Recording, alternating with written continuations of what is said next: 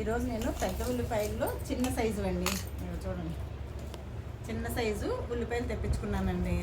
ఎందుకంటే మనకు పప్పుచారులో ఇట్లాంటి ఉల్లిపాయలు వేసుకుంటే బాగా ఇష్టంగా తింటాం కదా, అందుకే ప్లస్ ఏంటంటే చిన్న ఉల్లిపాయలతో పచ్చడి కూడా పట్టుకోవచ్చు. ఇది తర్వాత ఏంటంటే నాకు గార్డెన్లో కూడా ఉపయోగపడతాయి అని తీసుకున్నాను. ఇదిగోండి ఇట్లా ఈ ఉల్లిపాయల్ని ఇలా పెట్టేయటమే, పెట్టినప్పుడు ఇక ఇలా వస్తుందండి. చూసారా ఎంత బాగా వచ్చిందో ఉల్లాకు. అంటే ఒట్టిగా ఎప్పుడు ఉల్లిపాయ పెట్టడం చూపించాను అనుకో, తర్వాత మీకు ఐడియా ఉంటుందో లేదని ఇట్లా చూపిస్తున్నానండి. ఆల్రెడీ నేను పెట్టేసి ఉంచాను, వచ్చినాక చూపిద్దాము ఈ మొక్కని.